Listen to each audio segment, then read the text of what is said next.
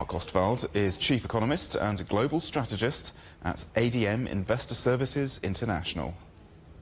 It is a slight rise. The major upward pressure is still coming from things like travel services, but there's a big drag still coming from food, which was down 2.7 year on year. Services prices, core CPI around 0.9. That is an improvement, but it is very, very marginal. And the concern is really more with the producer prices, because that came, as much as it's risen to -2.5 from -2.8, the base effects from last year should actually see it being boosted to hopefully positive territory by June, given that we got to a low point of -5.4 a year ago. So it really still shows to me that demand is still pretty soggy. And you also saw this in the consumer lending data.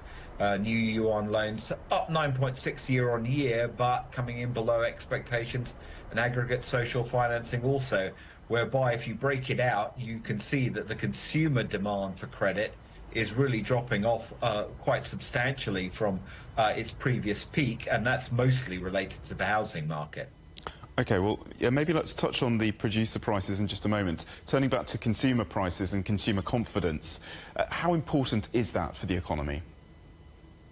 I think it's very important. There needs to be more confidence that the housing market has reached the trough and is turning around. And at that point, you will start to see the demand for lending, above all mortgages, start to improve. It's not a question of interest rates, though. It is a question of a sense amongst consumers and indeed amongst businesses that both residential and commercial real estate, the problems there for the developers are being resolved, even if it's going to take some time. And I don't think that confidence is quite there yet. And as you said, producer prices, they dropped 2.5% in April from a year earlier, less of a slide than a month before, but it's still a decline. However, there is concern, isn't there? Soggy demand. What else does that figure tell us? Well, to me, in part, it also reflects the weakness that we've had in iron ore and steel prices, which again plays back into the whole property sector.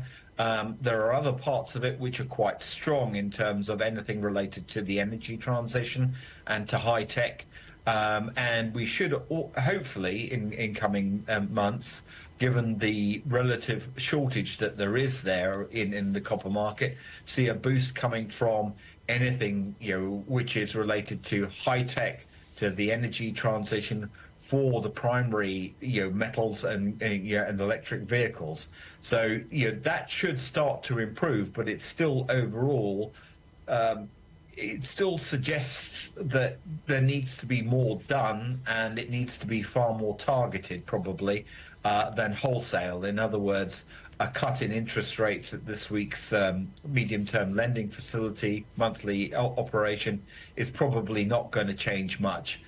It really needs to, this whole issue of ring fencing new property developments, so people feel confident that they are not going to suddenly find that the development is going to be stopped because the developer is in trouble, really needs to get more traction.